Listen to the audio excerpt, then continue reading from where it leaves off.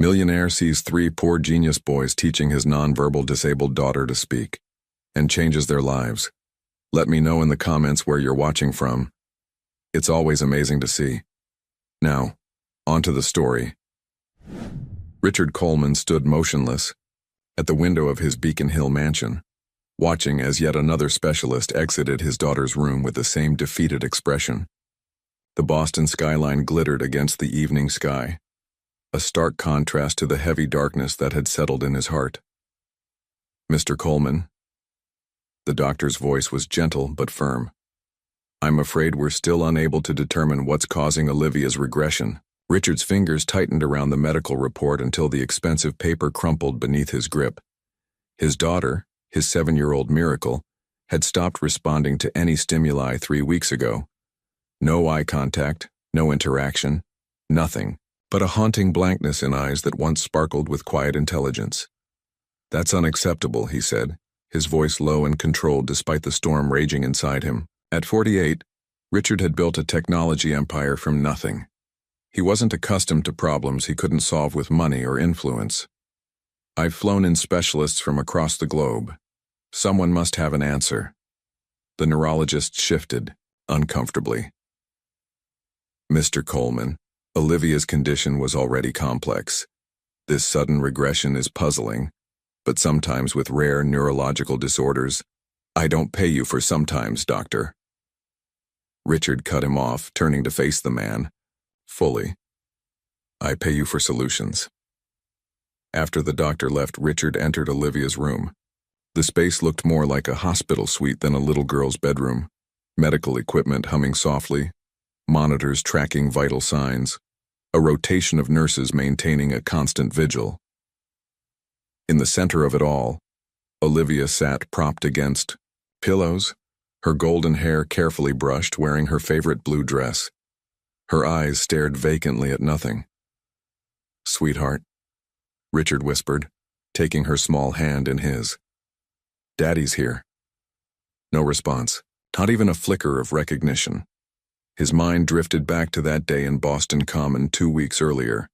He'd been watching Olivia from a distance as she sat with her caretaker on a park bench. He often did this, observing his daughter in moments when she didn't know he was there, hoping to catch glimpses of joy or progress. That's when he'd seen them approach. 3 ragged boys. The oldest couldn't have been more than 9, with the determined stance of someone accustomed to protecting the younger ones.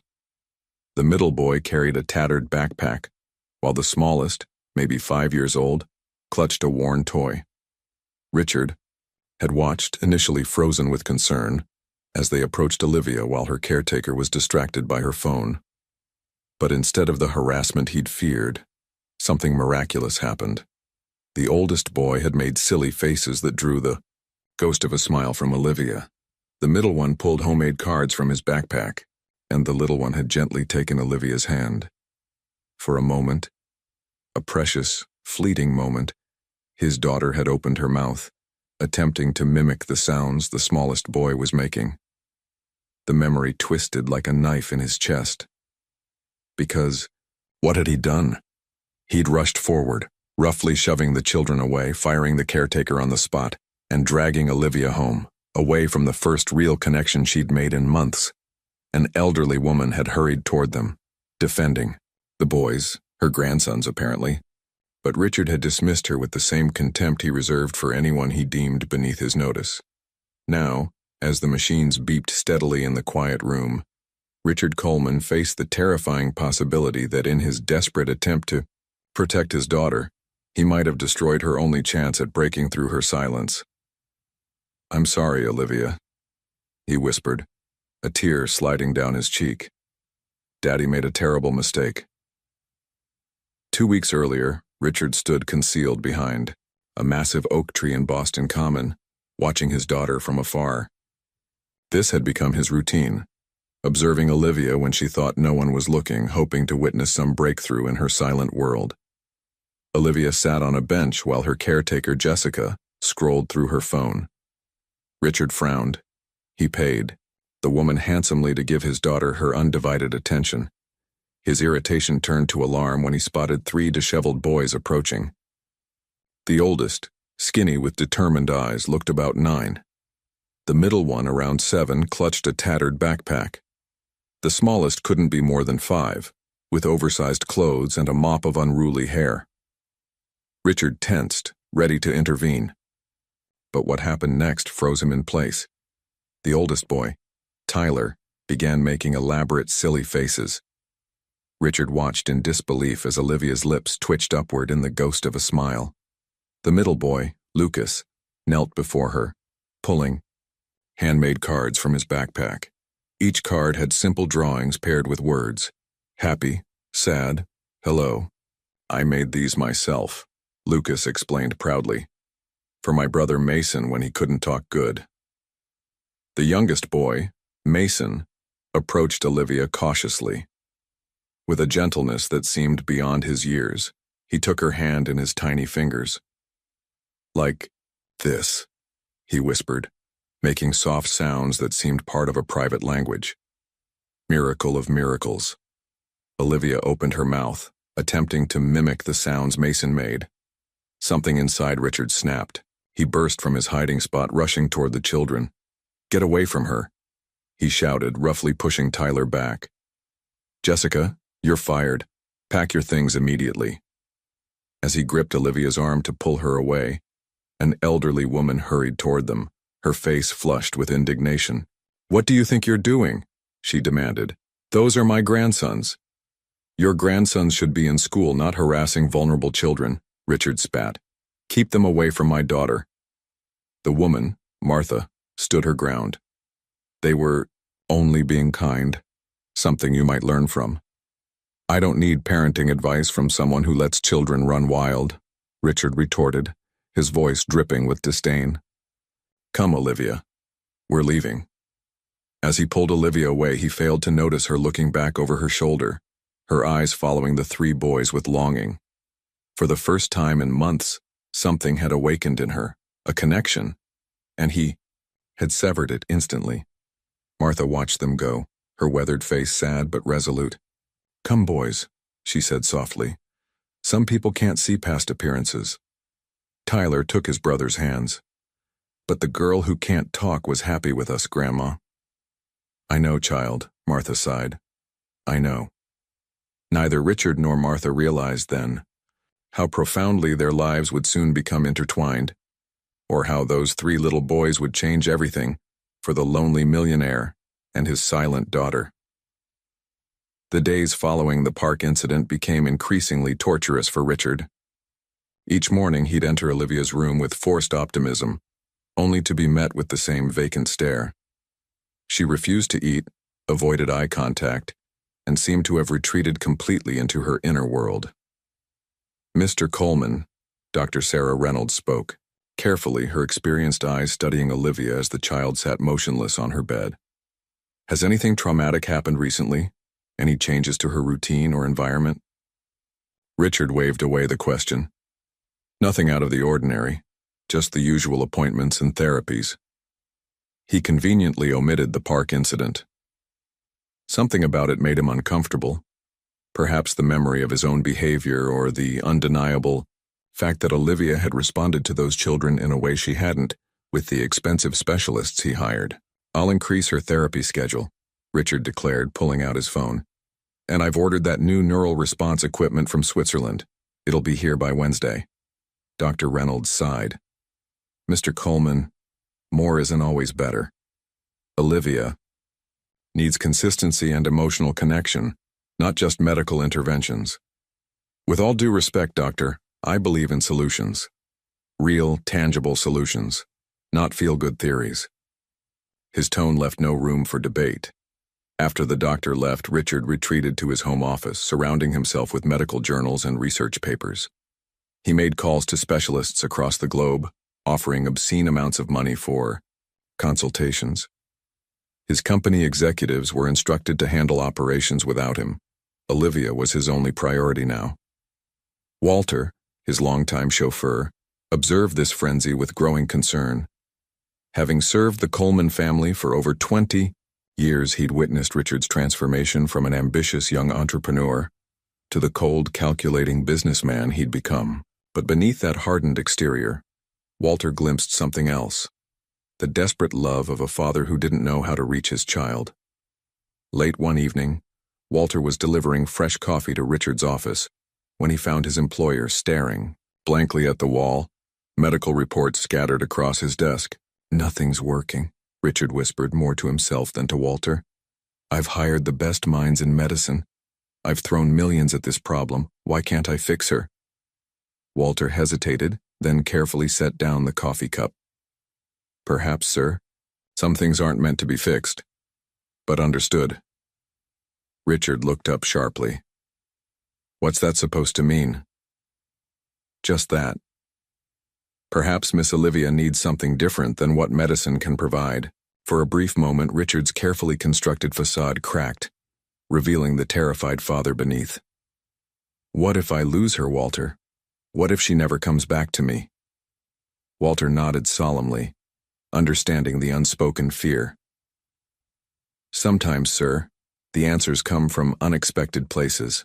Neither spoke the obvious truth hanging in the air, that Richard Coleman, for all his wealth and power, might be completely helpless to save the one person who mattered most to him.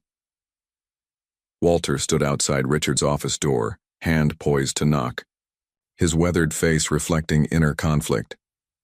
After 20 years of service, he knew his place, and offering unsolicited advice to Richard Coleman was certainly stepping beyond it. But the image of little Olivia, wasting away in her room, compelled him forward. 3 gentle knocks. "Enter," came Richard's tired voice. Walter found his employer hunched over his laptop, surrounded by medical reports and empty coffee cups. Dark circles shadowed his eyes, his normally immaculate appearance now disheveled. "Sir, I've brought your evening meal," Walter said, setting down the tray. Then, gathering his courage, "If I might have a word?" Richard glanced up impatiently. "What is it?" "It's about Miss Olivia, sir." Walter cleared his throat. "I was thinking about what happened at the park." Richard stiffened. "What about it?" "Those children, sir. I've never seen Miss Olivia respond to anyone the way she did to them." "Perhaps." Walter hesitated, then pushed forward. "Perhaps they could help." Richard's laugh was hollow. "Bring street children into my home. Are you mad, Walter?" "They weren't. Just any children, sir. They connected with her somehow. The little one especially." "Nuff!" Richard slammed his hand on the desk. "I've consulted with the top neurologists in the world. I don't need advice from my driver about bringing vagrant children into my daughter's life." Walter nodded stiffly. "Of course, sir. Forgive the intrusion."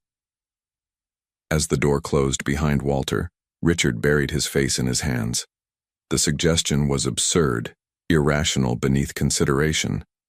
And yet, that night, Richard sat beside Olivia's bed, holding her limp hand, desperately searching for any sign of awareness in her vacant eyes. "Sweetheart, please," he whispered. "Come back to me." No response, not even a flicker. Against his will, Richard's mind returned to the park scene, to the moment when Olivia had opened her mouth, attempting to mimic the sounds the small boy had made. For a brief, shining instant, she had connected with the world, with 3 ragged children who had accomplished in minutes what teams of specialists had failed to do in years. Richard closed his eyes, the weight of his pride battling with his desperation. What was more important, his reputation or his daughter's well-being? Dawn found him still sitting by Olivia's bedside, having made the hardest decision of his life. When Walter arrived with breakfast, Richard didn't look up. "Find them," he said quietly.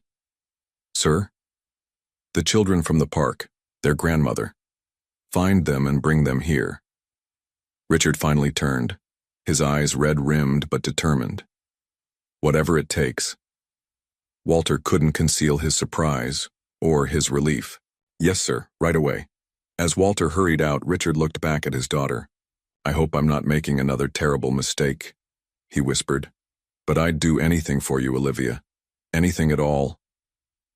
Walter spent the next 3 days methodically combing Boston for any sign of the 3 boys and their grandmother. He began, at Boston Common, questioning vendors and regular visitors before expanding his search to nearby neighborhoods. He visited homeless shelters, community centers, and soup kitchens throughout South End, showing a photo of Olivia and describing the children who had approached her. Most leads went nowhere, but Walter persisted with quiet determination. On the third day, exhausted and discouraged, he entered a small community center in South End. The building was worn but well-maintained, with children's artwork decorating, the walls and the smell of a communal meal lingering in the air.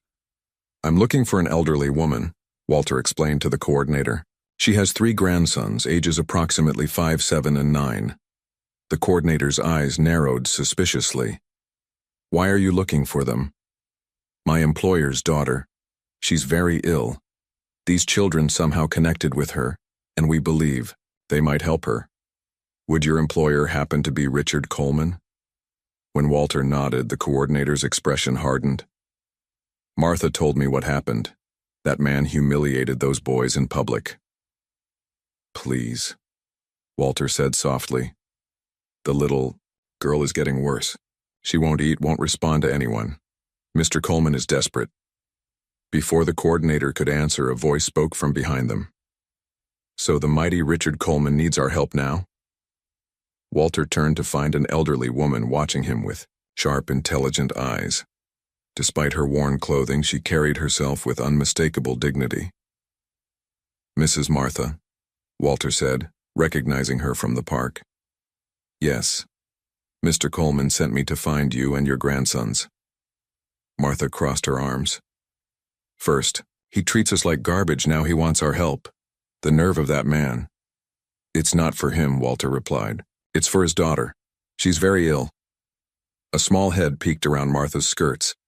It was the oldest boy, Tyler. "Is the girl who can't talk sick?" he asked, his young face serious. "Yes," Walter confirmed. "She's gotten much worse since that day, in the park." Tyler looked up at his grandmother. "We should help her, Grandma. I can teach her to talk like I taught Mason." Martha's expression softened as she looked down at her grandson. Then she turned back to Walter, her resolve weakening. "That man treated us like we were nothing," she said, but the fire had gone from her voice. "I know," Walter acknowledged, "and I can't defend his behavior, but I've known Mr. Coleman for 20 years. He loves his daughter more than anything in this world. He's a desperate father, nothing more." Martha sighed deeply, studying Walter's face. Whatever she saw there seemed to satisfy her. "Boys," she called. 2 more small figures appeared, Lucas with his backpack and little Mason clutching a worn teddy bear. "We're going to visit the girl from the park. She's not feeling well." Tyler nodded solemnly. "I'll bring my special sounds book." As Walter led them to the waiting car, Martha caught his arm. "I'm doing this for the child," she said firmly, "not for him." "I understand," Walter replied, opening the car door. "And so does Mr. Coleman." The arrival of Martha and her grandsons at the Coleman mansion created a palpable tension. Richard stood in the grand foyer, his posture stiff and uncomfortable as Walter escorted the visitors inside. The contrast was stark. The opulent surroundings against Martha's worn but dignified appearance and the boys' clean but clearly second-hand clothing. "Mrs. Martha," Richard nodded formally, unable to meet her eyes directly. "Thank you for coming." Martha's response was cool but civil. "We're here for the child, Mr. Coleman." Tyler looked around with undisguised curiosity, while Lucas clutched his backpack tightly. Little Mason simply held his grandmother's hand, eyes wide at the splendor surrounding them. "This way," Richard said, leading them upstairs. The hallway to Olivia's room felt endless.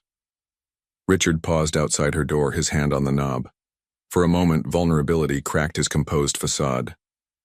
"She hasn't responded to anyone in weeks," he warned quietly.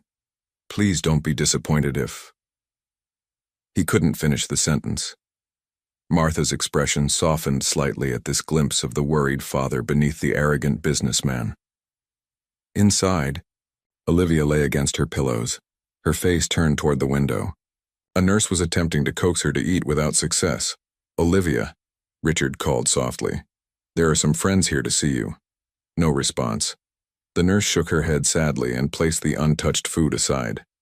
Tyler stepped forward confidently, seemingly unfazed by the medical equipment surrounding the bed. "Hi again," he said brightly. "Remember us from the park?" Nothing. Richard's heart sank. Lucas approached next, opening his backpack and arranging his homemade communication cards on the bed. "I brought my special cards," he explained, spreading them out. "See? This one means happy." Still no reaction from Olivia. Then Mason, the smallest, moved to the bedside. Without hesitation or instruction, he simply took Olivia's limp hand in his own tiny one. "Hi," he whispered, his voice soft but clear. "I'm Mason." For several heartbeats, nothing happened. Richard was about to suggest they try again another day, when he noticed it, the slightest movement of Olivia's head turning away from the window, toward Mason. Tyler immediately moved closer, making the simple sounds he'd created for his younger brother years ago. "Ah, hey, oh," he demonstrated, exaggerating the mouth movements. To everyone's astonishment, Olivia's eyes tracked his movements.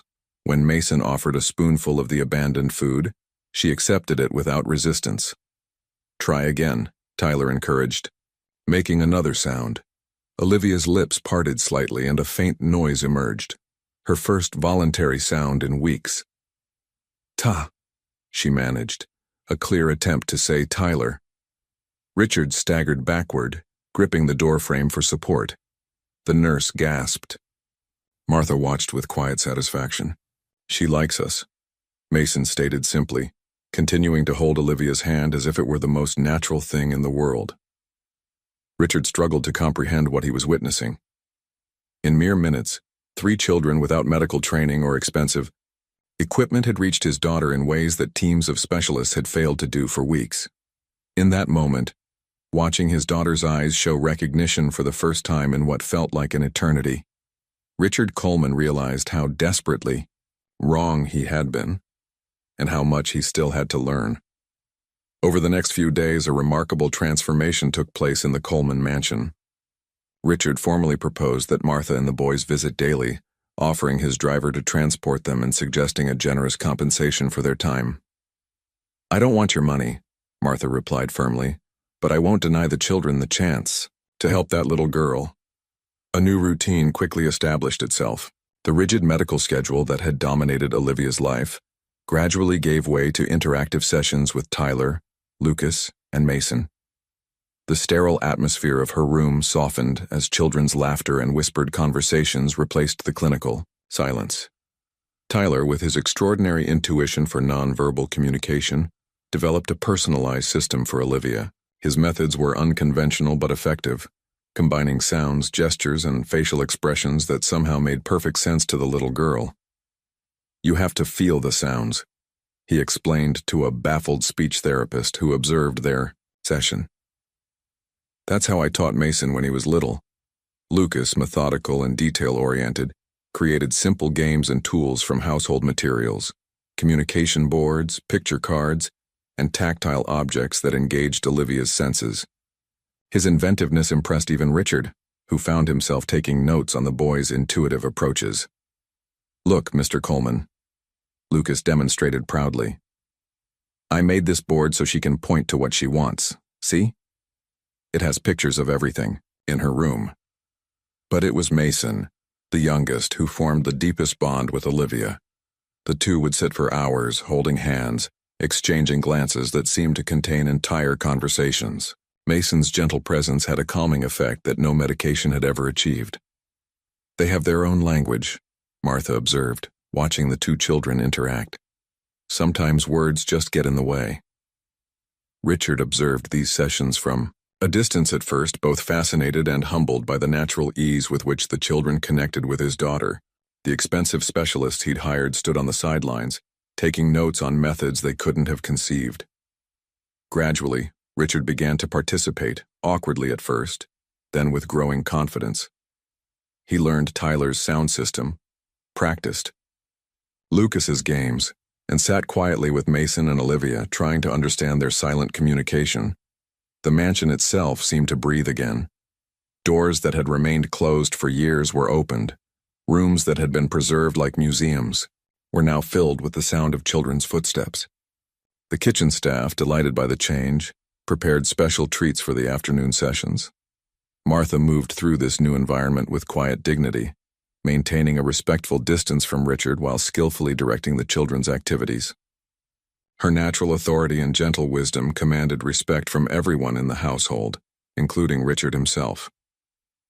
One evening, as Martha prepared the boys to leave, Richard approached her hesitantly. "They're remarkable children," he said. "You've raised them well, despite difficult circumstances." Martha regarded him steadily. "Children don't need wealth to thrive, Mr. Coleman. They need love, boundaries, and someone who believes in them." "I see that now," Richard admitted. "I've spent millions trying to help Olivia, but nothing has worked like this." He paused, struggling with unfamiliar humility.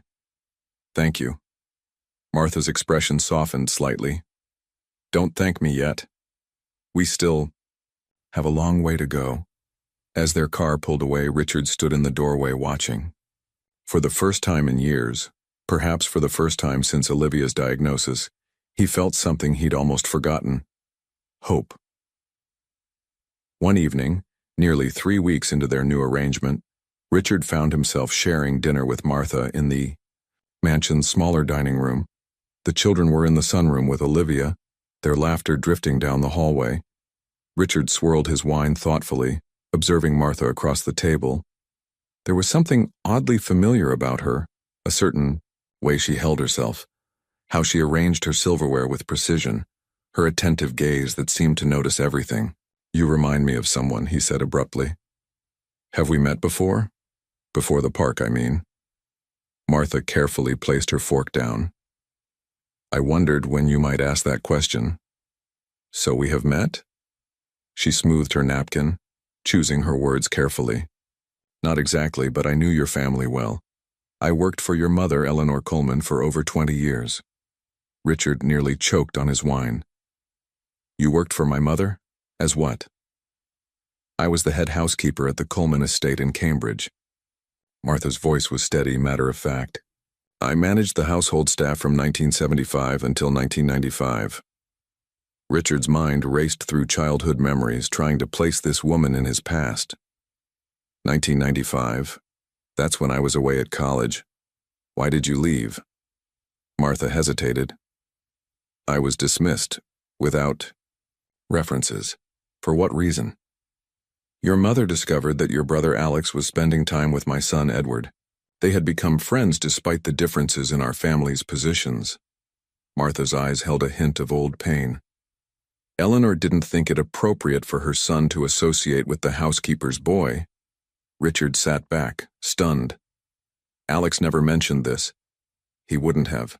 Your mother made it quite clear that the friendship was forbidden." Martha's voice remained neutral, but her hands clasped tightly in her lap. "We were gone within the day." A terrible thought struck Richard. "Alexander," he whispered.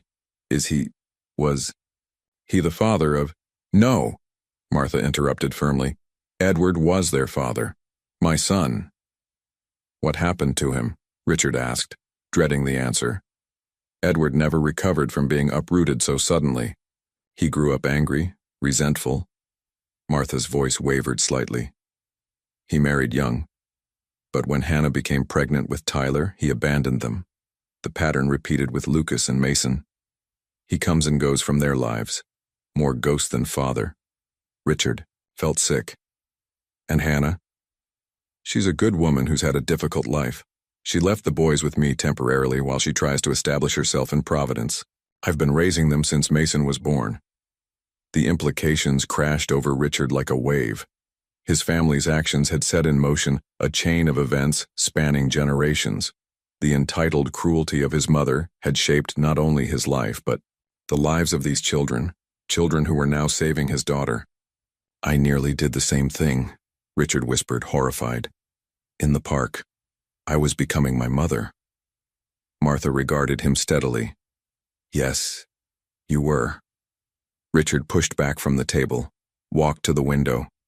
Outside, snow was beginning to fall on the estate gardens. "I remember Edward now," he said softly. Tall, quick to laugh, Alex adored him. They were like brothers, Martha confirmed. Until they weren't allowed to be. I'm sorry, Richard said, turning back to her. I can't undo what my family did to yours. No, you can't, Martha agreed. But you're at a crossroads, Richard Coleman. You can continue the cycle or you can break it. Richard thought of Olivia, of how close he'd come to destroying her chance at connection because of his prejudice and pride. He thought of his brother, Alex, dead 5 years now, never having reconciled with the friend who'd been torn away from him. I want to break it, he said finally, his voice firm with new resolve. I need to break it. For Olivia. For all of us.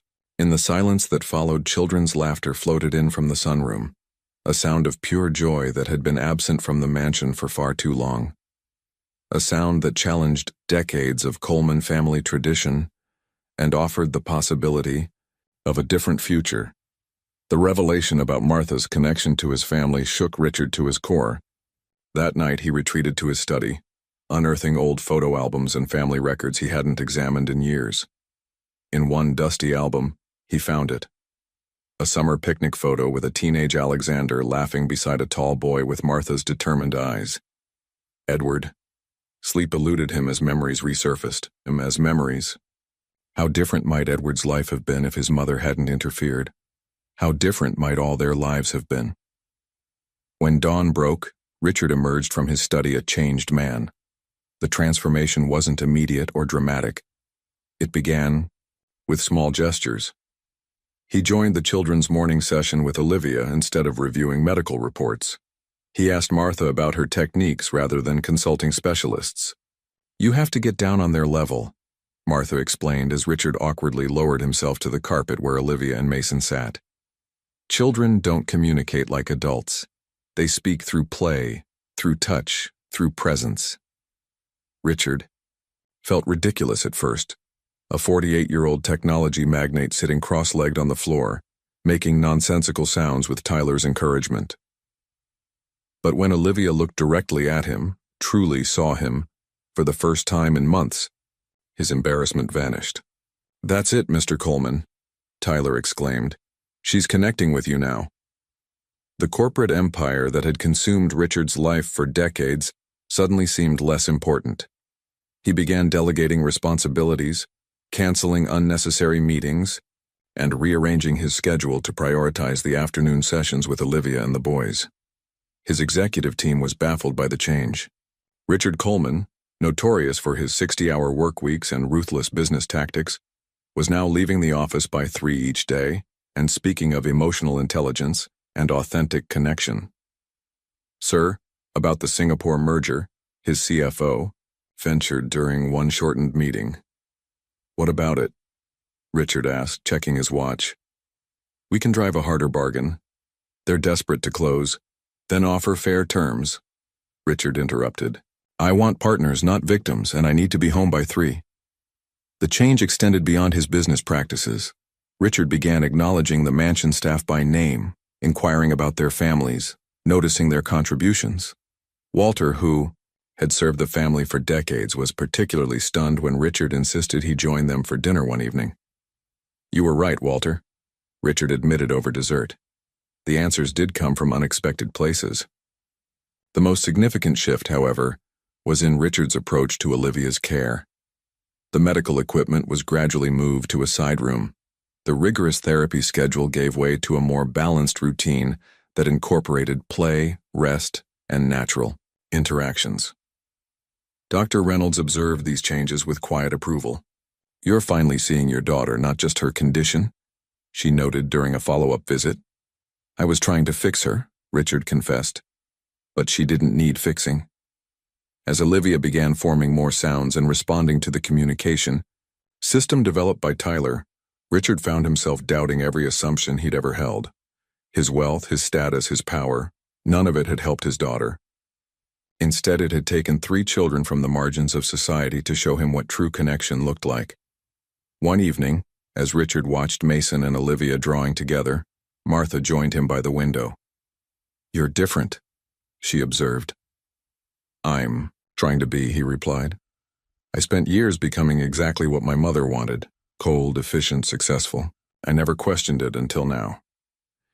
It's never too late to change course, Martha said. Look at Olivia. A month ago she was unreachable. Now she's drawing pictures with Mason and learning Tyler's sound system. Because of your family, Richard acknowledged. The very people my mother would have kept at arm's length. Martha studied him thoughtfully.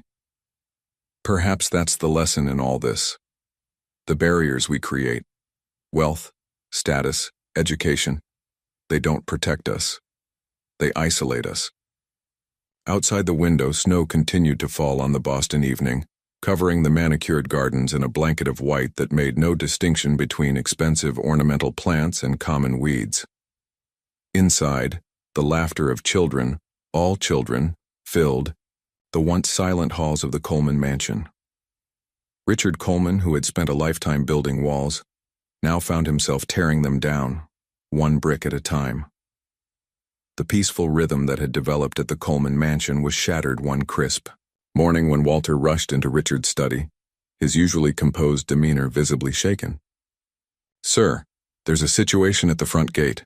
A woman is demanding to see the children she claims to be their mother." Richard felt his stomach drop. Hannah.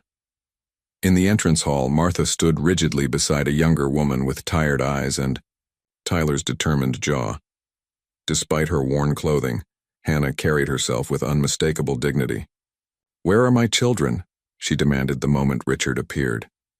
"They're upstairs with my daughter," Richard replied evenly. "Martha, perhaps you should—" "I'm not going anywhere," Martha said firmly. "Hannah, we need to discuss this calmly." "Calmly?" Hannah's voice rose. "My children have been coming to a stranger's mansion for weeks without my knowledge. I had to hear about it from a neighbor in Providence." Richard stepped forward. It's Ms. Parker," she corrected sharply. "Ms. Parker, I understand your concern. Your children have been helping my daughter, who has a rare neurological condition. They've made remarkable progress with her." Hannah's expression didn't soften. "I don't care if they've been teaching her to fly. They're my children and nobody asked my permission." Before Richard could respond, the sound of running footsteps echoed down the staircase. "Mom!" Tyler called out, launching himself into Hannah's arms. Lucas and Mason followed close behind, their faces lit with surprise and joy. The reunion momentarily diffused the tension as Hannah embraced her sons, checking them over with the careful eye of a mother who had seen too much hardship. "We've been helping the girl who can't talk," Mason explained excitedly. "She can say my name now." Hannah looked from her children to Richard, her expression conflicted. That's good, sweetheart. But we need to go home now." Panic flashed across the boys' faces. "But Mom," Tyler protested, "Olivia needs us. She's getting better." "I finally have a stable job and an apartment in Providence," Hannah explained, her voice softening. "I've come to take you home. For good this time." The implications hit everyone at once. Martha gripped the banister for support. Richard felt a cold dread settling in his chest. The children looked devastated.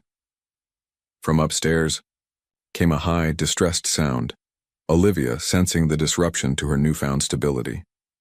"She knows something's wrong," Lucas whispered.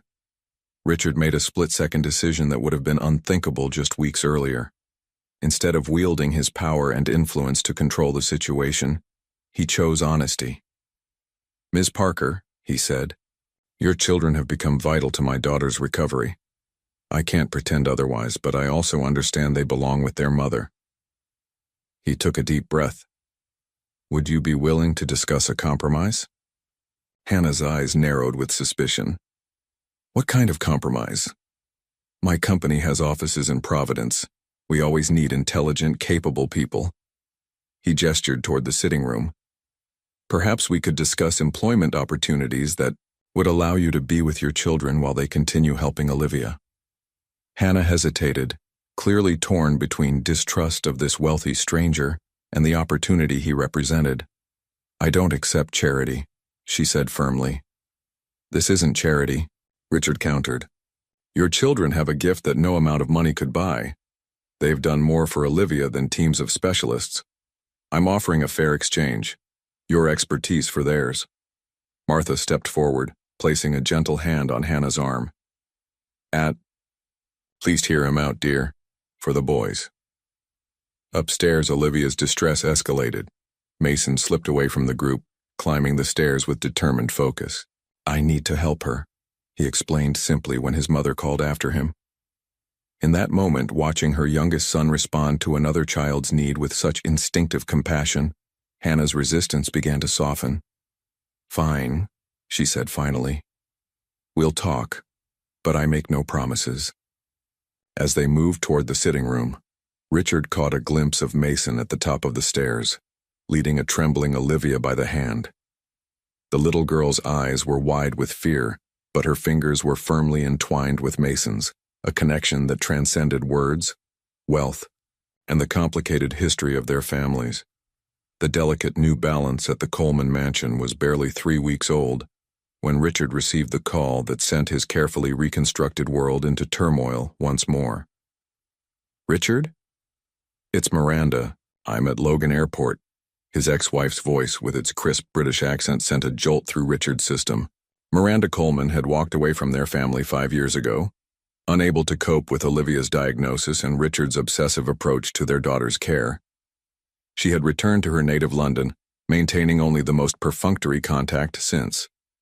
"Miranda," he managed, gripping the phone tightly. "Why are you here?" "Dr. Reynolds called me," she replied. "She said Olivia has made extraordinary progress. I needed to see for myself." Richard glanced toward the sunroom where Olivia sat with the 3 boys and Hannah, who had accepted a position managing community outreach for Coleman Technologies' Providence office.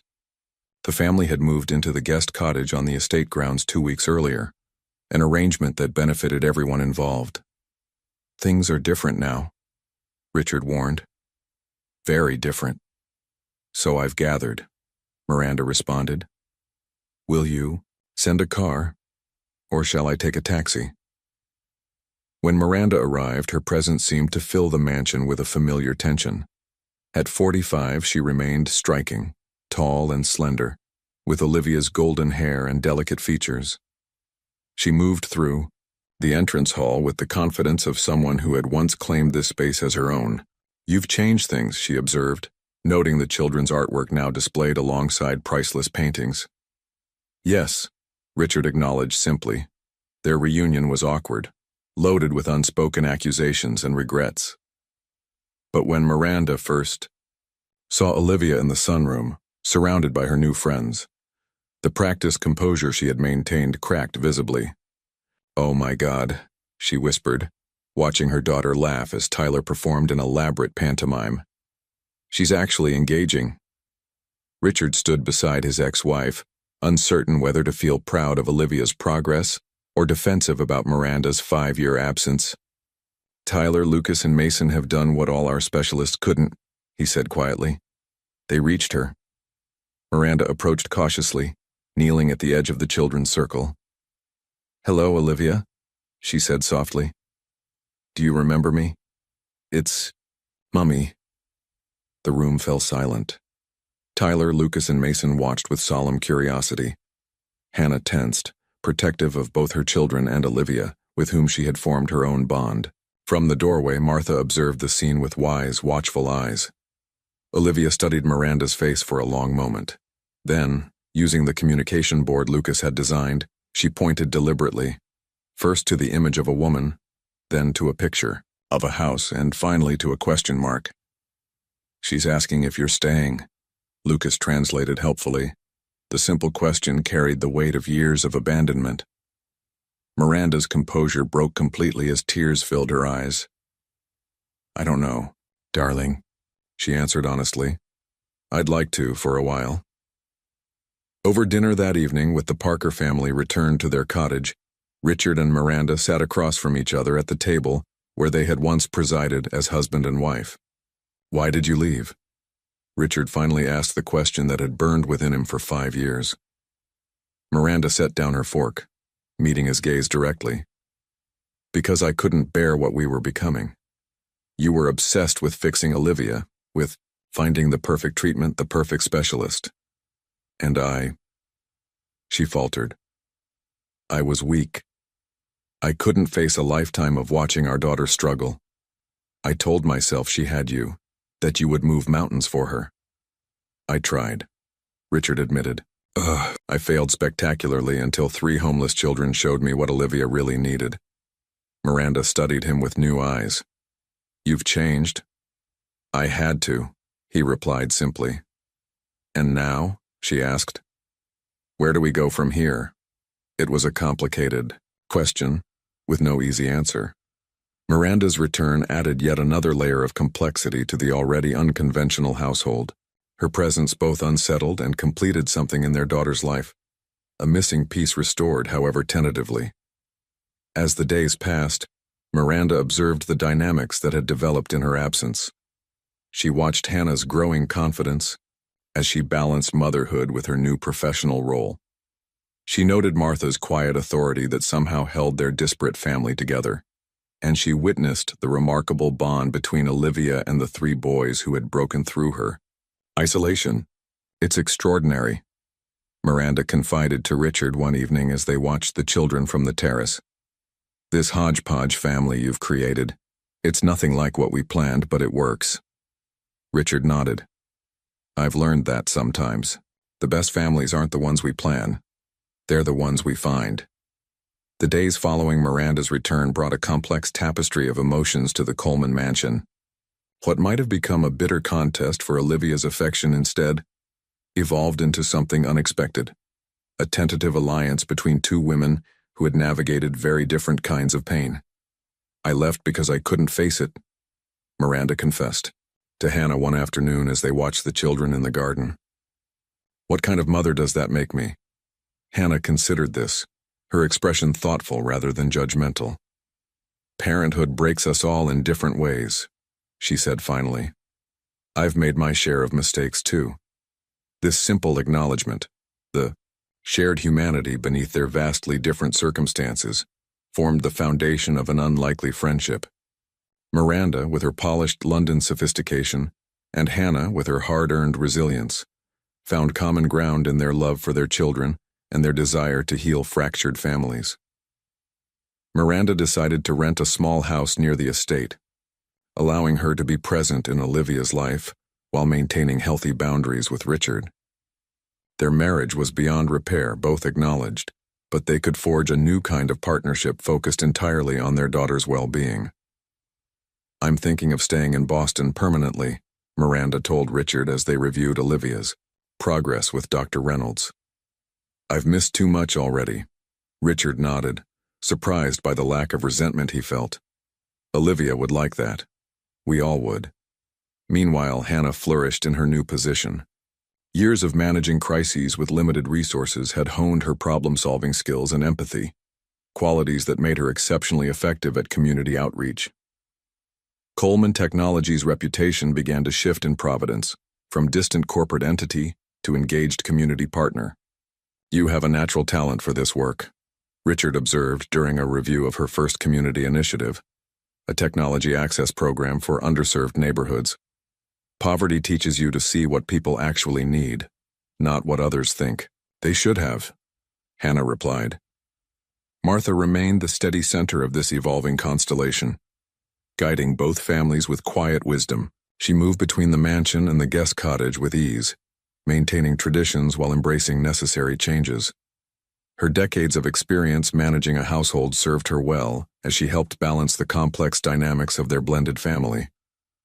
The children adapted with remarkable resilience.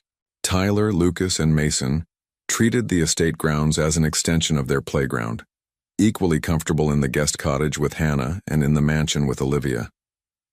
They accepted Miranda's presence with the straightforward curiosity of children, incorporating her into their games and communication systems without question. Olivia herself continued to progress, adding new sounds and gestures to her repertoire weekly. The communication board Lucas had created expanded to include dozens of concepts.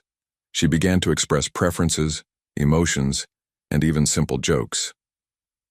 One evening, As the extended family gathered for dinner, a new weekly tradition, Olivia carefully arranged her communication cards on the table. Everyone waited patiently as she selected and arranged them in sequence. Happy, family, here. The simple statement brought tears to more than one pair of eyes around the table. Martha reached over to squeeze Olivia's hand. Yes, dear, family is here. Later that night, Richard stood at his study window, watching the lights in the guest cottage where Hannah was likely helping the boys with their schoolwork. In the garden apartment, Miranda would be settling in with her evening tea. Here in the mansion, Martha was reading a bedtime story to Olivia. Family. The word had once meant something specific to Richard, a proper lineage, a respectable bloodline, a reflection of status and achievement. Eleanor Coleman's definition, which he had absorbed without question. Now it meant something entirely different, something messier, more complicated, and infinitely more valuable. A collection of people who had found each other against all odds, whose differences complemented rather than divided them. A knock at the door interrupted his thoughts. It was Walter. Sir, I thought you might want to know. Miss Olivia asked for her mother before bed tonight. Both of them. Richard raised an eyebrow. Both? Yes, sir. She pointed to Mrs. Miranda on her board and then to Ms. Hannah. She seemed quite insistent that they both come to say goodnight. Richard smiled, imagining the scene, his proper British ex-wife and the resilient young mother from Providence, both sitting on the edge of his daughter's bed, united in their care for a child who had discovered that love was not limited to conventional boundaries. Thank you, Walter, he said softly, for everything. An unexpected email arrived in Richard's inbox on a Tuesday morning. The sender's name, Dr. Heinrich Vogel, Director, Neurocognitive Research Institute, Zurich, meant nothing to him at first, but the subject line made his heart race. Revolutionary treatment possibility for Olivia Coleman. Richard hesitated before opening it, his finger hovering over the mouse. 6 months ago, he would have clicked immediately, desperate for any medical solution. Now he found himself strangely reluctant. The email was detailed and professional. Dr. Vogel had heard about Olivia's case through medical channels, perhaps from one of the many specialists Richard had consulted over the years. The Zurich Institute had developed a groundbreaking neurosurgical procedure that showed extraordinary promise for children with conditions similar to Olivia's. Early trial results indicate a 78% success rate in restoring normal speech patterns, the email stated. We believe Olivia would be an ideal candidate. Richard read the email 3 times before calling Dr. Reynolds. I've heard of Vogel's work, she confirmed after reviewing the information. It's cutting-edge neurostimulation combined with targeted regenerative therapy, theoretically sound but still experimental. And the risks? Richard asked, a question he might not have bothered with months earlier. Significant, Dr. Reynolds replied honestly. Any brain surgery carries risks, and with experimental procedures, there are always unknown factors. Richard thanked her and sat in silence after ending the call. He found himself thinking not about medical statistics but about Olivia's face that morning. As she worked with Tyler on new sounds, her concentration and determination evident in every attempt. That evening, he shared the email with Miranda during their now regular co-parenting discussion. Surgery? Miranda's face paled. In Switzerland? The success rates look promising, Richard said, though with less enthusiasm than he might once have shown. It could potentially restore her speech completely. Miranda studied him with curiosity. 6 months ago, you would have had her on a plane already. What's changed? The question gave Richard pause. Everything, he finally admitted. I'm not sure fixing her speech is the goal anymore. She's communicating now in her own way with help from the boys, but if she could speak normally. Miranda left the sentence unfinished. Would she be happier? More herself? Richard shook his head. I don't know anymore. They agreed to discuss it with Martha and Hannah, whose perspectives had become invaluable. The conversation expanded to include Dr. Reynolds and Olivia's therapy team. Opinions were divided, with the medical professionals generally favoring the opportunity while Martha expressed caution. "She's making steady progress with the methods we're using now," Martha pointed out. "Is it worth the risk of surgery?" 2. Richard's surprise, Tyler asked to join the discussion after overhearing the adults talking. "Are you trying to make Olivia talk like everyone else?" the 9-year-old asked directly. Richard nodded. "There's a doctor who might be able to help her speak normally." Tyler considered this with remarkable seriousness for his age. "But what if she doesn't want to talk like everyone else? What if she likes her special language?" "Don't know what she wants," Miranda said gently. "Did you ask her?" Tyler challenged. The adults exchanged guilty glances. They hadn't. Using the expanded communication system that had been developed over the past months, they carefully explained the situation to Olivia. She listened intently, her eyes moving between the adults as they spoke. When asked if she wanted to try the new treatment, Olivia didn't respond immediately. Instead, she looked toward Mason, who had been quietly observing from the corner. The 5-year-old came to sit beside her, taking her hand in his familiar gesture of support. Finally, Olivia pointed to several images on her board in sequence.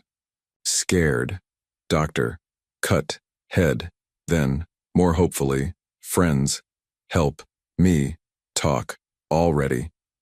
The simplicity and clarity of her response struck Richard deeply. His daughter understood more than any of them had given her credit for.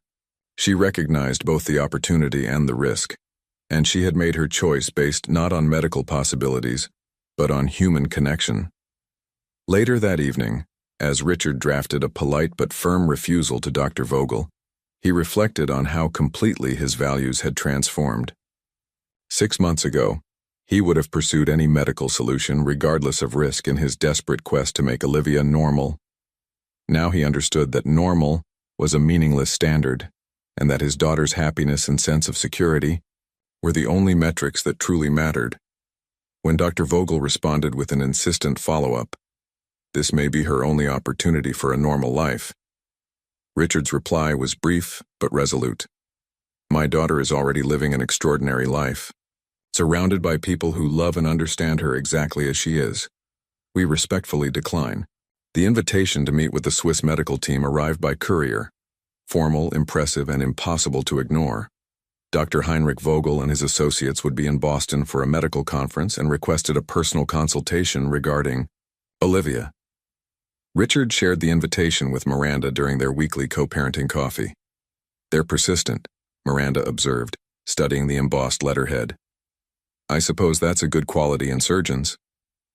"They believe in their work," Richard replied, "as I once believed in every new treatment that came along." The meeting was scheduled in a private conference room at Massachusetts General Hospital. Richard arrived with Miranda, Dr. Reynolds, and, at his insistence, Martha. The Swiss team consisted of Dr. Vogel, a tall, distinguished man with silver hair and piercing blue eyes, alongside 2 younger colleagues whose credentials were equally impressive. "Mr. and Mrs. Coleman," Dr. Vogel greeted them formally. "Thank you for meeting with us. We've reviewed Olivia's complete medical history, and we are more convinced than ever that she is an ideal candidate for our procedure." What followed was a detailed presentation, brain scans, neurological pathways, success rates from preliminary trials. The science was compelling, the delivery impeccable. Richard listened attentively, asking precise questions about methodology and outcomes. "The procedure involves targeted neurostimulation of the speech centers," Dr. Vogel explained, indicating areas on a digital brain model. "Combined with our proprietary regenerative therapy, we've seen remarkable results in restoring normal speech patterns." "And the risks?" Martha asked directly. Dr. Vogel's smile tightened slightly. "All surgical procedures carry some risk, of course, but our technique is minimally invasive, and the potential benefits far outweigh." "Specifically," Richard interrupted, "what are the risks?" The younger neurologist stepped forward. "There's a small chance of infection, as with any surgery. More relevant to your concerns would be the 4% risk of affecting other cognitive functions during the procedure. In rare cases, less than 2%, patients have experienced alteration in personality or emotional regulation. A heavy silence followed. This admission. Alteration in personality, Miranda repeated slowly. Extremely rare, Dr. Vogel assured them, and must be weighed against the enormous benefit of normal speech capabilities. Think of how Olivia's life would change: college, career, independence. Richard glanced at Martha, whose expression remained carefully neutral. 6 months ago, these words would have been exactly what he wanted to hear. The promise of normalcy for his daughter would have overshadowed any risk. Mr. Coleman, Dr. Vogel continued, clearly sensing hesitation, this may be Olivia's only opportunity for a normal life. Our research funding is limited and we can only accept a small number of candidates. If you decline, we'll need to move to the next family on our list. Richard stood up suddenly, walking to the window that overlooked the hospital gardens.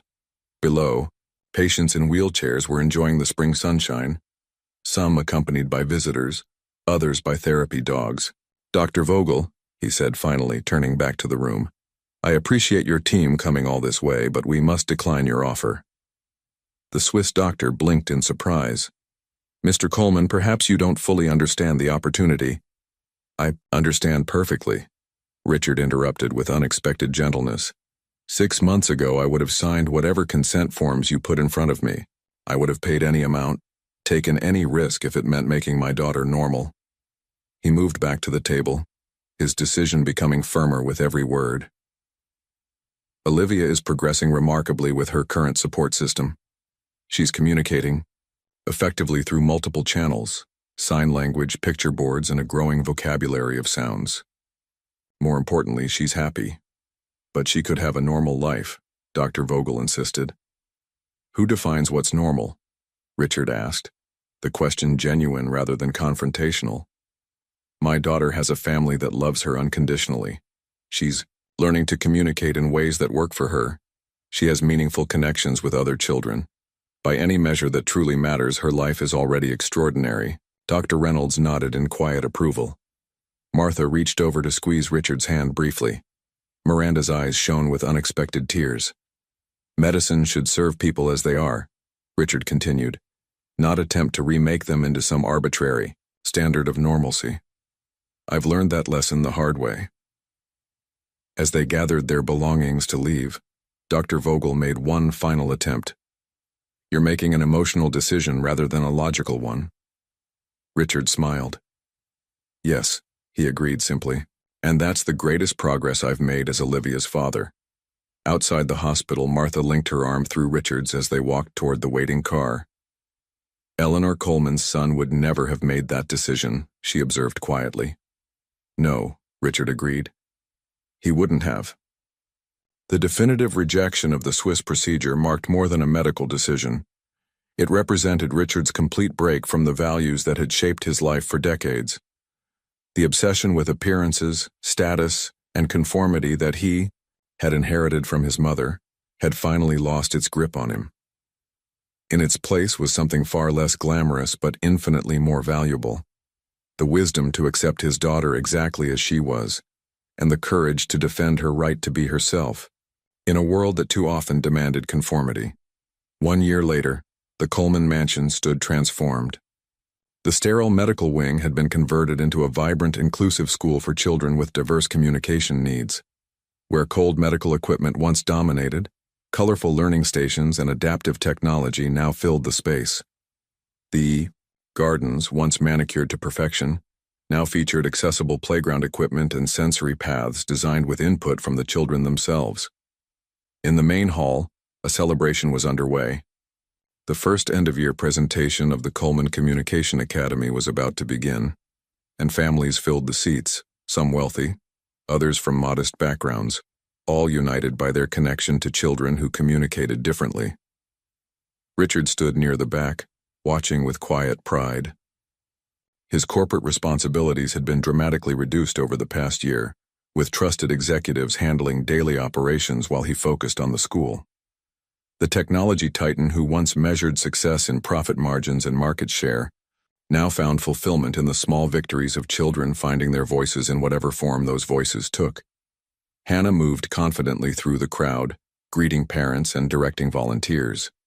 As director of the Coleman Foundation for Assistive Communication, she had channeled her natural leadership abilities into developing technologies based on the intuitive methods created by her sons. Her work had already helped dozens of families. Beyond their immediate circle, Martha supervised the residential program that provided housing for families who couldn't otherwise access the specialized education offered at the academy. Her decades of experience running the Coleman household had prepared her perfectly for creating a warm, supportive environment for children from diverse backgrounds. Miranda divided her time between London and Boston, maintaining her career while remaining actively involved in Olivia's life. The co-parenting relationship she and Richard had developed served as a model for other families at the school, demonstrating that separation didn't have to mean division. As the lights dimmed, Walter, now the school's transportation coordinator, guided the last few guests to their seats. The audience fell silent as the first group of students took the stage for their presentation. Richard felt a familiar tightening in his throat as Olivia stepped forward, flanked by Tyler, Lucas, and Mason. At 8 years old, she stood tall and confident, a stark contrast to the withdrawn child she had been just a year earlier. Tyler, now 10, remained her steadfast communication partner. Lucas, 8, continued to devise creative tools to bridge communication gaps. Mason, 6, still held her hand with the same simple, powerful connection that had first broken through her isolation. Using a combination of signs, picture cards, and spoken words, the 4 children presented their year-end project, a story about friendship that transcended barriers. When it came time for Olivia's part, the audience held its collective breath. With clear effort but unmistakable determination, she formed the words that had once seemed impossible. "Thank you, Tyler, Lucas, Mason. You gave me a voice." The simplicity and profound truth of her statement brought tears to eyes throughout the audience. Martha clasped her hands in quiet joy. Hannah beamed with motherly pride. Miranda wiped away tears. And Richard, the man who had once believed that money and power could solve any problem, understood at last the true meaning of wealth. After the presentation, as families mingled and celebrated, Richard found himself standing in the garden with Martha, watching the children play on the equipment that had replaced his mother's prized rose bushes. Eleanor would be horrified, he observed with a small smile. "Perhaps," Martha agreed. "Or perhaps she would have learned as you did." Richard shook his head. "Some people never change." "You did," Martha reminded him gently. The journey from that fateful day in Boston Common to this moment had transformed not just a mansion, but an entire worldview. Where Richard had once seen deficiency in his daughter's difference, he now recognized the unique gifts she brought to their lives. Where he had once valued status and conformity, he now cherished authenticity and connection. As the evening concluded, the expanded Coleman family, Richard and Miranda, Hannah and her boys, Martha, and many others who had joined their unconventional circle, gathered for a group photograph on the mansion steps.